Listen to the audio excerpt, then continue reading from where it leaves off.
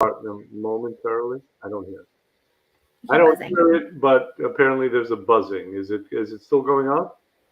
No, Could it be your fan? no. Okay. No. This is not the best introduction we've ever done. Good morning, everybody. Good morning. Good morning.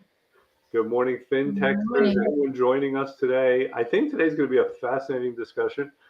It's an extension of last week's discussion. And I have some survey questions for my staff before we get into it. So, first of all, did everyone have a nice weekend? Yes. Yeah. All right. Could have been better. Did anyone have the experience this weekend when you woke up and you said, "Oh, why did I do that last night?" Oh no. No. I might be the only one. I didn't do anything terrible.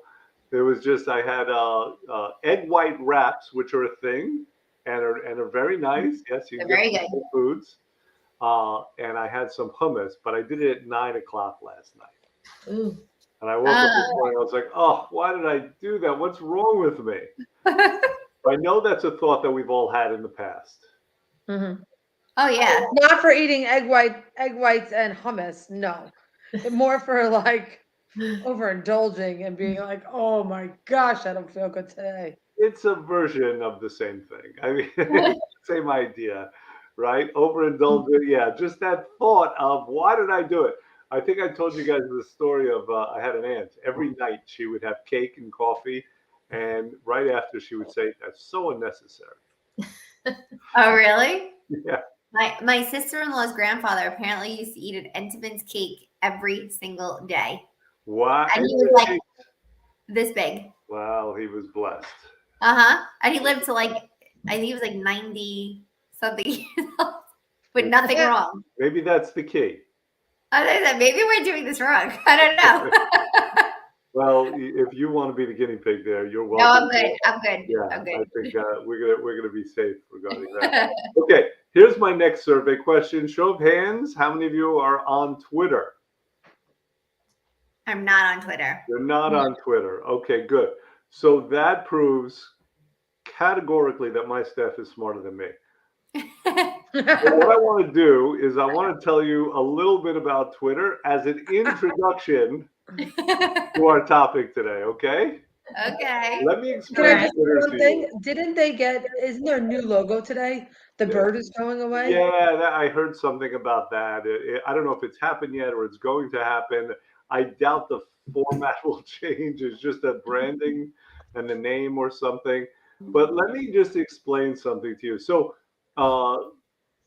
think back to when you were younger and going to clubs, right? Can everyone remember that? Yeah. Good. I'm not that old. You had too much fun at clubs, apparently, to remember. So, okay, think back to the best club you ever went to. Mm-hmm. And it's like you walk in and the room is exploding. The energy is through the roof, right? Okay, good. This is what Twitter is like. It's like a club that goes on all day, every day, right? Imagine that. Imagine your favorite club. It started at like 6 in the morning, and it went all day. Now imagine this. Imagine you're looking at that club, right? So you're there, you're dancing in that club, but you go upstairs and you look down and everyone's jumping. It's like the scene from the Matrix, right? Where everyone's jumping around and it's just nuts. Okay? Now imagine that you focus in closer and the dancing is not dancing, but it's actually fighting. Oh. It's like the kind of dancing they did in West Side Story, and everyone's beating the hell out of each other, right? Rolling around, flipping off of fire escapes. Yeah. So this is Twitter. This is Twitter. It is an all day, every day I can't get into war that. with incredibly high energy and just bodies clashing into each other all the time. Okay? So are you telling me that you were fighting this weekend on Twitter? Well, so that's a very Or partying it up. So that's a good segue. So here's the answer. Just like in this club, even if you're dancing, you're inevitably going to bump into some people and they're going to get salty. right?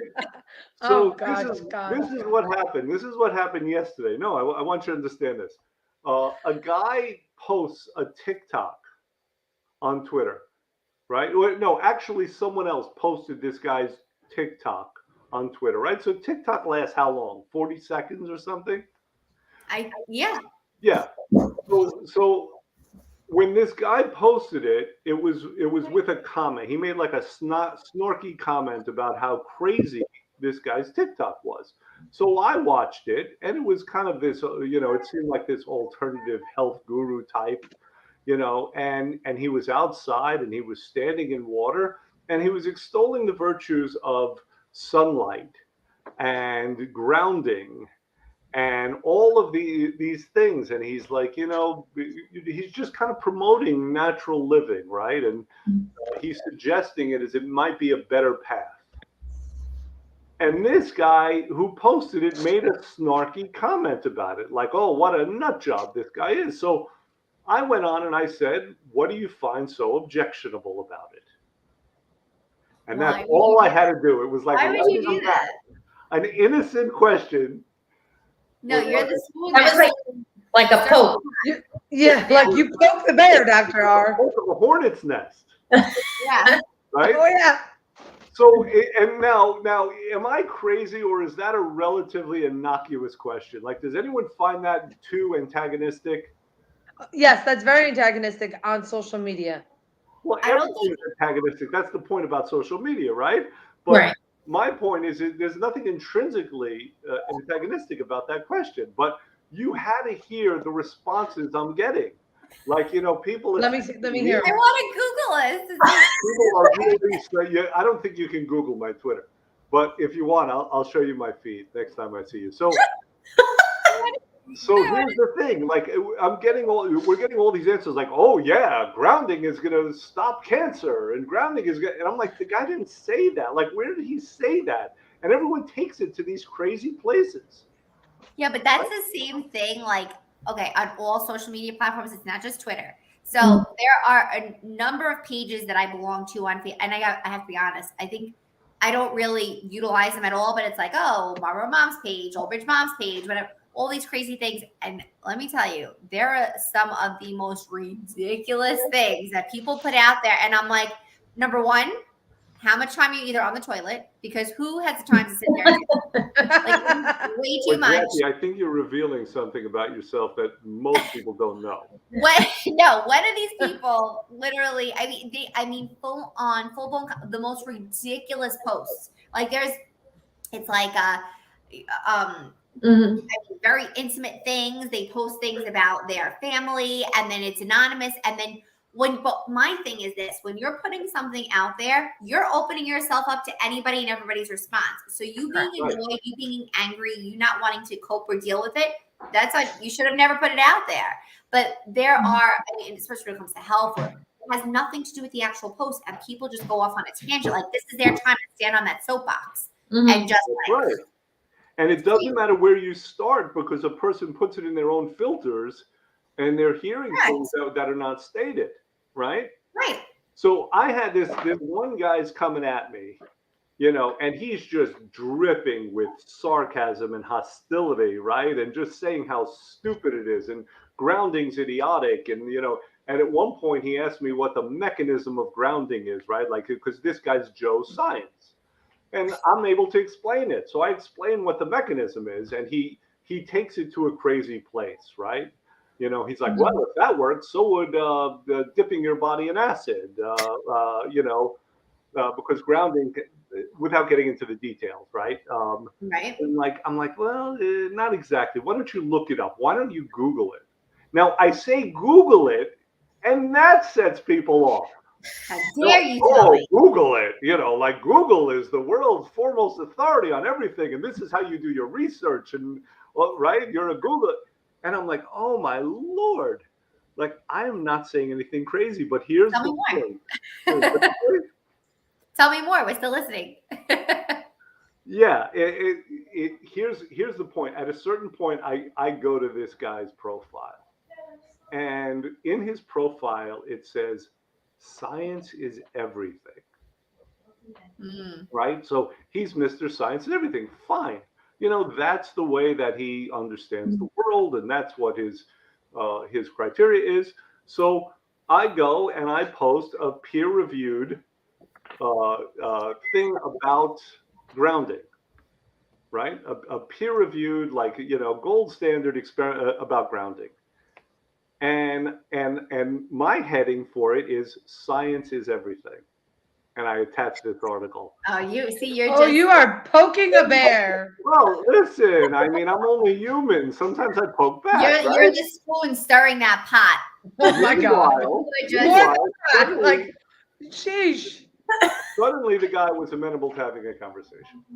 Yeah. That's all I know, right? He's like, oh, because he sees it like, oh, well, listen, it has all these benefits, right? It reduces inflammation and it helps with blood flow and it's good for this and that.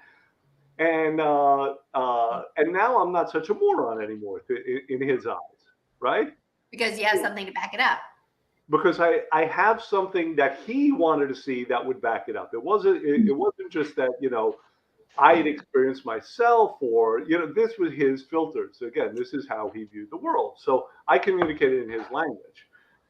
And here's my point. My point is that the benefits of grounding did not change from the time before I posted this study to the time after. But all of a sudden, this guy was open to it. Right. This is one of the things we're dealing with when we talk about quote unquote holistic natural health, and we're talking about conventional stuff. Right? His filters were science, medicine, whatever. Oh, hey, look, I see it. So, this is what we're dealing with in the world also. This is why sometimes things are poo-pooed, because it's not in the same language that people are used to. Even though, I got to tell you, without the sun, there's no life. True. They were acting like, well, if you're in the sun, you're going to get cancer and die. Someone's like, listen to this. Someone says to me, he's like, have you ever heard of melanoma? Yeah. I was like, well, not since my father died from it. You did? You said I that? absolutely said that. I told you, if I get poked, I might poke back, right? But he was going to come at me that snarkily, and so I gave it back to him, right? Wait, so what did he say back? Well, Jackie, what do you say? Yeah, and like the sun is necessarily you're gonna die because you're in the sun and whatever. And I'm like, but there's no life without the sun. Like people You take need right. dreams, right? And that's true. And they take a little piece of information that they hear that the sun causes cancer, therefore never be in the sun again. Which, by the way, is my family strategy. I'm the only one who's seen the sun since my father passed 30 years ago. So there doesn't seem to be a lot of balance. But anyway, I'm talking a lot. What is everyone else's thoughts about what I'm saying?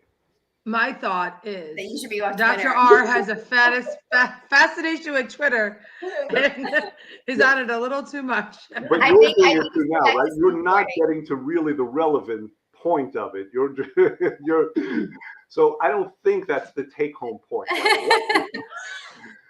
What else? I'm changing the topic. Like, we're on Twitter. No. The topic is not the dangers of social media, although that would be a good one. So the danger of social media and Dr. R. Trisha, what are your thoughts about what we are discussing and not about my social media habits? I guess people more so looking, they want to believe what they want to believe, and then, until it's in their face and presented with it, then, their ideas or their thoughts just don't change, but when you're presenting something, physical in their face that they can read and understand, I feel like that obviously helps, change opinions or, thoughts on subjects, Right. So by you providing, like, this is actually what happens, maybe you changed him a little bit. So look, you did good on social media. Maybe. Or you just stuffed his pie hole until he comes back with more evidence. My stuff is what? Pie hole. What is that? Shut him up. Oh, okay. Got it. So the chances are this guy is not now grounding. No. Okay. He Maybe woke up he and is. He's standing in his backyard. He's in Trish his is like, basement. oh.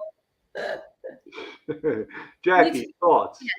Thoughts about how this relates to our topic about Well- this tension sometimes that exists between the holistic health community, and I hate to even use those terms, and the conventional community.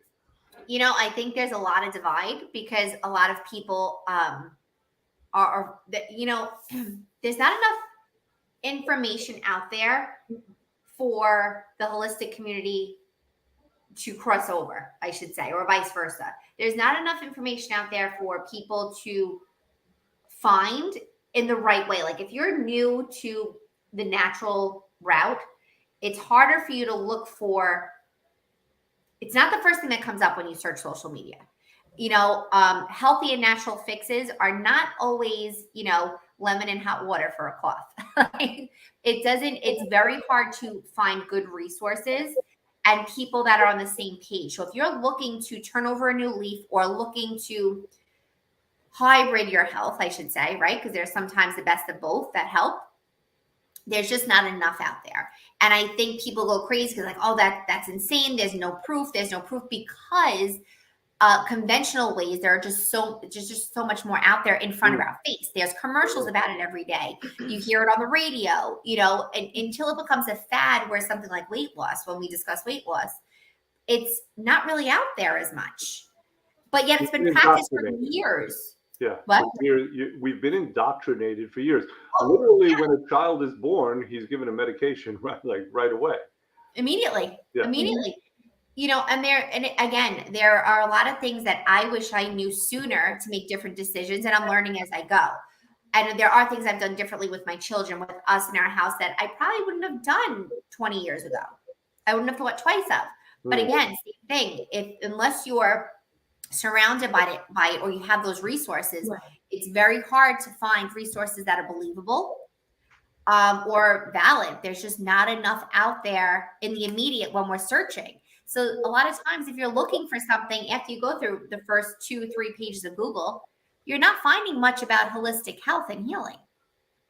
Right. Right. Agreed. Yeah. So listen, so I've given these statistics before. I find them fascinating. I don't know that everyone else does.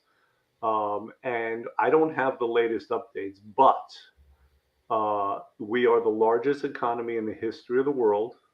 The conventional health industry or conventional medicine is like 20% of the largest economy, the biggest portion of the largest economy in the history of the world, which means it's over $2 trillion. Wow.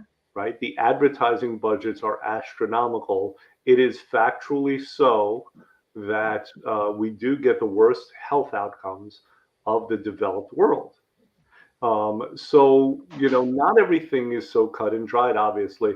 The smartest tweet that I heard yesterday, or X, or whatever they're going to be calling it now, was a guy who said, well, he mentioned this term false dichotomy, right? False dichotomy. He said to say that, you know, holistic health and conventional medicine, you know, it's one or the other is a false dichotomy. You're pitting them against each other. Correct. And there's no need to do that. They each have different benefits. They each have different strengths and weaknesses. 100%. So I don't know how this extremist, like either or mentality took hold. The diplomatic position that I would stake out is that if you're going to be, you should always be doing things to build health. I don't know where building health got conflated with fighting disease. Can I tell you what I think my idea is behind that? I think that the world has been so used to what is easiest. And because it's easy, like conventional health is easy, they go that route. And when it comes to holistic health, there's a lot of work that has to be put into it. So for example, right, like we talk about diet with holistic health, it means you have to cook your own food. You have to eat from the ground and give your body the nutrients to heal itself. Let's just say, like, you know what I'm saying? Like your body's struggling, like with gut health, for example. If you feed it the right foods, you're healing the body from the inside out. Whereas conventional health, you're not, you're just giving yourself another medicine to take, but you're not taking the time to heal the body appropriately. It takes some understanding. It takes some work. Mhm. It takes a lot, and so it is not as appealing in that sense to a lot of people, a lot of people's way. But are you suggesting that that's what's dictating a person's belief system? That because it's easier, therefore, in their minds, it's what they're going to do anyway, and then it must be better. I think that people tend to take the easy route out, and therefore they want to believe the Right. easy route out is the right route. That's right. And so I think that's a good question. You say the right route. So when we're talking about these different approaches, which again are not necessarily positioned against each other, right? They're not necessarily at odds. They have different assumptions, they have different goals. Um, uh, and I lost my train of thought. Sorry. I really just lost it in mid sentence. I lost my train of thought. Twitter notification went off. Yeah. What happened? Twitter notification went off. I'm Wait, not, Corinne did not interrupt him. hold on. Let me just send my tweet right now. Yeah. Okay. So, Well, can I touch on that? Jackie, yeah, Yes. go ahead. Well, good. You say what you were going to say. No, you say what you were going to say. Okay, thanks. Well, no, I think that it's also accessibility. So, like, yes, it's always, I can't speak for everybody, but yes, easy tends to be the better answer for people nowadays. They want quick, they want fast. They don't necessarily want to take the time and the effort for themselves. But just because you're going a holistic route doesn't necessarily mean that it's going to take more time, more energy, or more work. It's just the fact that there are other resources that, like we said, are not readily available or not in the right place for people to find. So therefore, it seems more challenging to start something like that. You know, we have Walgreens, CVS, we have all these pop-up stores. You know, I have to, for example, my daughter is sick this weekend. And where I was looking for, I had no more of the Eldertussin, which is an all-natural cough syrup that I give my kids. And it's made strictly of elderberry. If you go into a CVS or a Walgreens, anything with elderberry for a majority of the things that's like, oh, it's got elderberry in it. So that's now like the new thing now, right? It's great to take that. It's natural. It's healthy. But it's mixed with other things I don't want to give my children. Mm-hmm. A lot of the Eldertussin or elderberry cough medicines say, please don't give to 12 and under. It's not safe. If you're going to there's a lot of false information out there, and there's a lot of things that they'd much rather us provide Tylenol and Motrin because it's just been a standard thing than opposed to something natural from the ground up that people have been using for years. But again, there's just not enough knowledge out there. There's just not that you have more CVS and Walgreens and those pop-up pharmacies than you do holistic pharmacies to reach for. Well, think about that's an interesting thing to think about also. When you think about it from a business point of view, look at all the points of distribution. Correct. Right? Look at all the sales people and places that exist for pharmaceuticals. There's a CVS and Walgreens on virtually every corner. Everywhere. We have more doctors in this country than any other nation in the world. We have more hospitals. I mean, these are all distribution points. So that's a fascinating way to look at it as well. Of course, I mean, it's so ubiquitous. It has to be right. And now I remember my point. There you go. You're welcome. Which is, I do appreciate that. Which is that we tend to think in terms of dichotomies, right? Right, wrong. We place things in opposition to other things. I think the better way to think of it is what's more appropriate in a given circumstance, right? If you get into a car accident and you've lost a lot of blood, I would not suggest grounding as the first intervention. Exactly. But but there's so much confusion. I could some of these things would blow people's minds because they have these fixed ideas. If I would have said yesterday, and I didn't, and maybe I will if I feel like poking the hornet's nest again. But if I would say to somebody, here's an example. If I would say to somebody, high blood pressure, type 2 diabetes are not medical problems, it would blow their minds, right? Why? Why is that, Trish? Because it's things that you can control. Like if you take appropriate actions for those type of diagnoses, then you can take control of it, Right.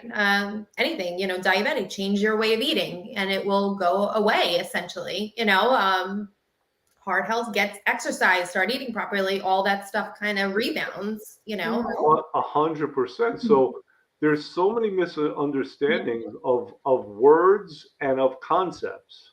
Right. And there's so much confusion, right? And part of it is this indoctrination. If you go to a health provider, they'll often ask you what your medical history is. Right? A lot of people hear that as health history. Right? Or do you have a medical problem? Well, a medical problem, if we classify diabetes and high blood pressure as medical problems, then of course they're to be treated with medicines. I mean, it's kind of like a subtle way of brainwashing. But these are health problems. These are problems of ill health. Yes. It's an indication of ill health. Jackie. There's something else to add to that too. So a lot of holistic healthcare as a whole, obviously we use as treatment, but also preventative care. And if you were to go to a holistic physician, a practitioner, 9 times out of 10, it's not even covered by our health coverage. Now, we say health insurance. Health coverage, yeah, health insurance. Coverage, but they only cover medical issues. They don't cover a natural or holistic route. Those doctors, it's out of pocket.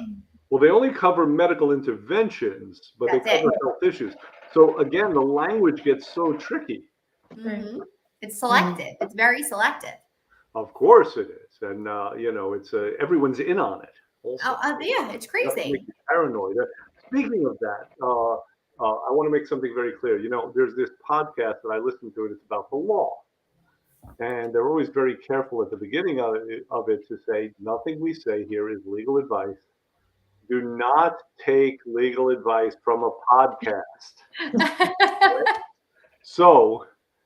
This is not medical advice that we're doing. This is not health advice, even.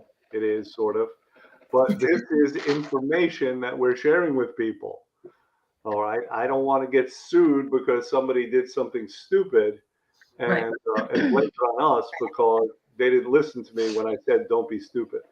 If you do, it is very appropriate at times to go to your medical doctor. But again, when we talk about these false dichotomies, so here's the thing with my father who passed away from melanoma 30 years ago now, it's crazy.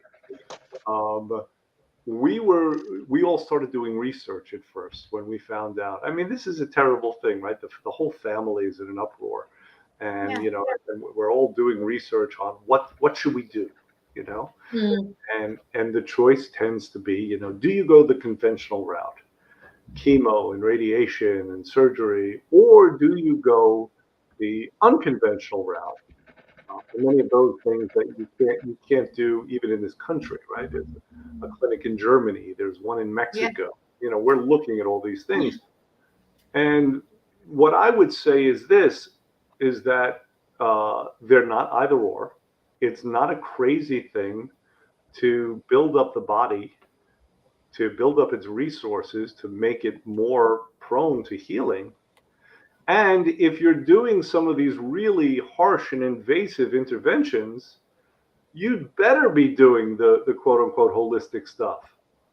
You better be doing health, be eating healthily, Mhm. grounding, as crazy as that sounds. I mean, you better be doing that stuff. So that's what I would say. They sometimes they call it complementary medicine now. Mm. I think it's a better term, even though really building health has nothing to do with medicine, which is the treatment of No. disease, right? Mhm. We have clients who have done our program post treatment of radiation and chemotherapy Sure. to remove the toxins from your body. I mean, there are things that a natural approach can help with along the way. It just has to be done, obviously, accordingly. I mean, it's not. We just have to put more emphasis on it. There are other options. There are other options out there, and I More, feel like more emphasis. yes, because everyone's so afraid. I mean, for example, like I said, my daughter was sick this week, and when I took her to the doctor, our pediatrician happened to be away, but I trust his practice as a whole. So I said, let me just check, make sure everything was good. And I did see one doctor there that I've seen once or twice before. Not ideal, but when I told him that I had given her silver, he was like, "You give her silver? Be very careful with that. That could be toxic." I was so taken back by it. My daughter looked at me like, "Mommy's not trying to kill you. Don't worry." Especially if it's not touching the exact treated area. And I felt like I was being schooled for a second. I was very surprised because my pediatrician and the other physicians that I have seen in his practice would never in a million years ever respond that way. And it's all a matter of perspective, right? And I think that realizing the approach on how much more can be done for us naturally, why not utilize those resources? Yeah, I have a ton of stories about this. I mean, this working as a chiropractor, the number of people who came to me, whose doctors told them, "Oh, don't ever go to a chiropractor." In the meantime, 100%. my yearly insurance was like 1,500, and theirs was like 150,000. Like, the stats are the stats, right? I So I have a bunch of stories about that. Yeah, I literally which is so strange to me because I feel like we've come so far from this, but my children have been seeing a chiropractor weekly since my son was 3 weeks old. So my daughter was almost 3. And it's funny because we go every week. It's part of our staple, part of our routine. We always go for an adjustment every week. On occasion, things come up and we miss our appointment and we have to double up and things like that. There are certain times a year and for other reasons why we end up going more than once a week. And if I ever say out loud, still to this day, no, we've been going for so long. My son's 7, so we can do the math. 7 years of doing it consistently, I should say. And I was like, you let your kids get adjusted? Do they crack their neck? They just can't. And I'm like, yeah, right into the armpit. What do you think? They put my children in headlocks and they're flipping them over to the table. I'm like, no. But right, body slamming them and body slamming them to the table. And I'm just like, there's so much I want to say ignorance. Like nobody's open. I am all about whatever will work long term for my family. So I am willing to give things a shot because I have full faith that things that naturally worked for hundreds and hundreds and hundreds of years, and if not more, worked before medicine was created. Penicillin came along and wiped us all out. That's a whole nother story. But there's just so many things that can be done. Why not try those things? Well, everyone should operate based on their own self-determinism. Of course. And based on what, you should do your own research. Doctors are consultants that you hire. None of them is the end all be all. And you have to do what makes sense for you.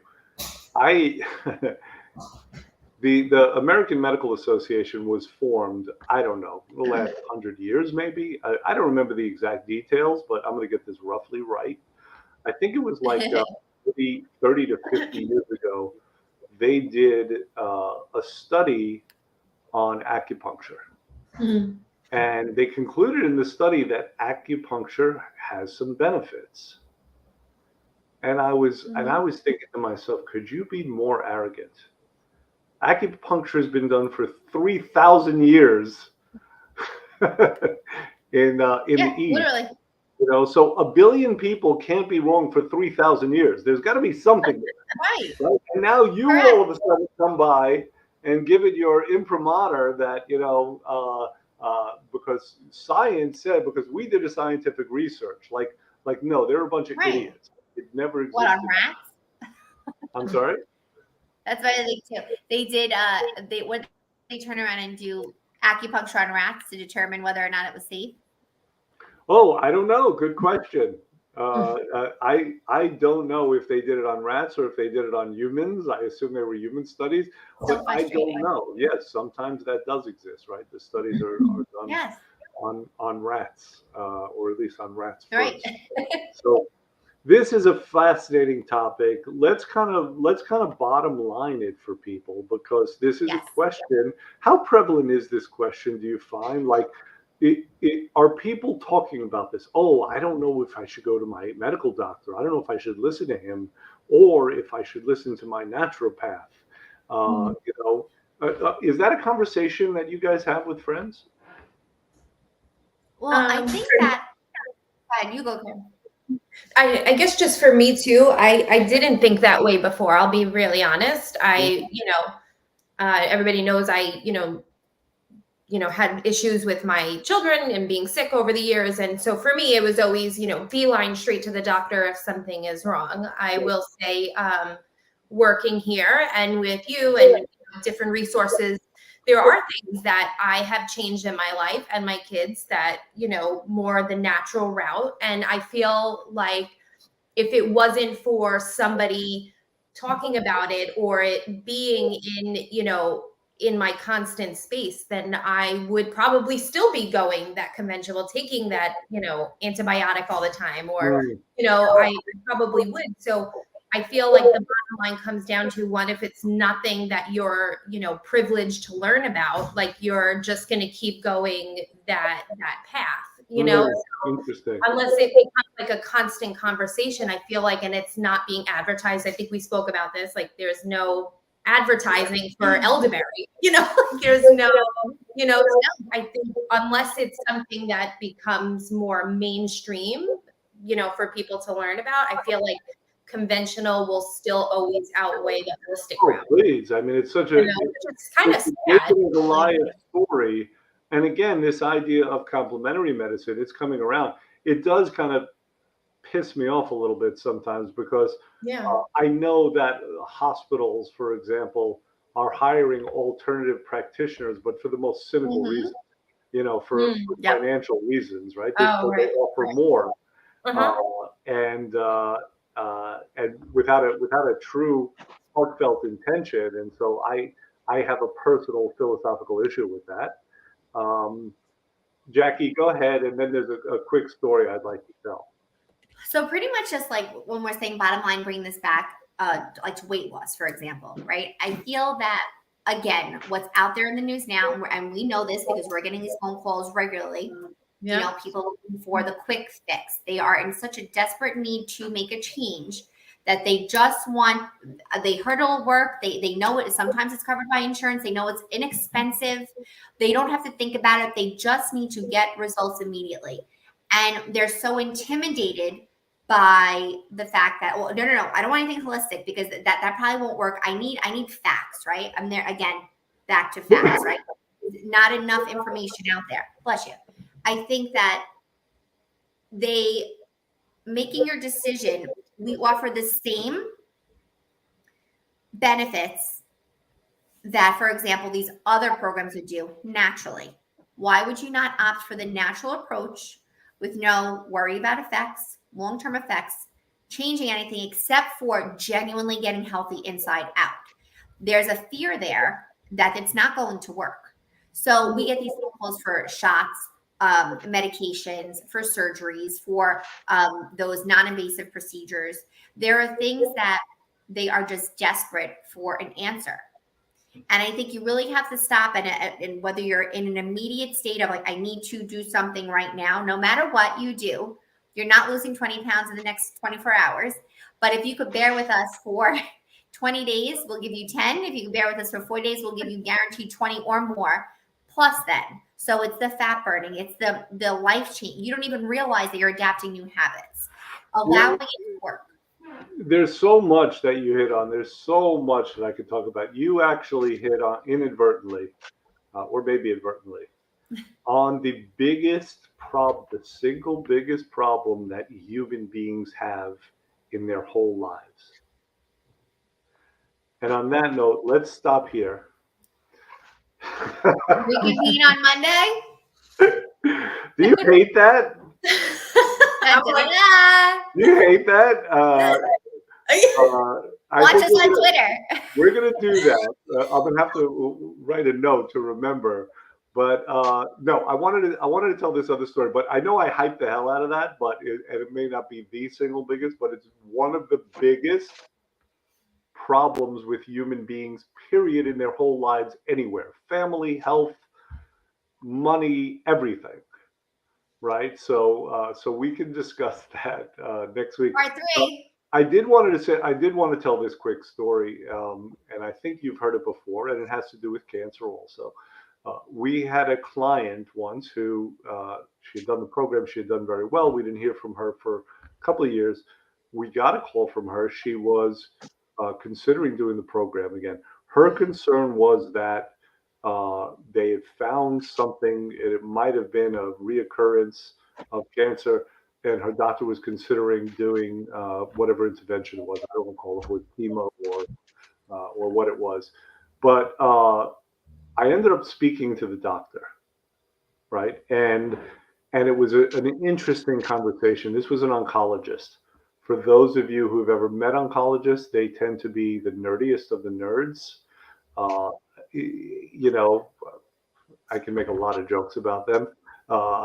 They're the kinds who may not have dated in high school, who may have been locked into lockers. But I had this conversation with her, and she was pretty cool.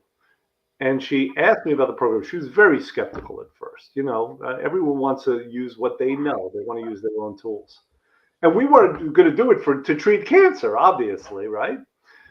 But I started telling her about the program and about the benefits and about how it's so anti-inflammatory and how we're getting people hydrated and how it affects pH and all of these great things. And I caught her in a moment of candor because at one point she said to me, that's going to do a lot more for her than anything I'm going to do. Wow. I was in shock. Like my jaw was agape. I couldn't believe she said that. Yeah. So that was, I think, pretty cool, pretty unusual. Yes. Rarity. And it wasn't we weren't treating her with cancer, but we help people with some of the factors that will affect metabolism, that will lead to health problems, and that's what we do. So let's end off right here. Tomorrow, we'll or rather next week, we'll tell you the biggest problem you've ever had and still have, and why we all stink to some degree. Okay? Okay. All right. Bye, guys. Bye. Bye.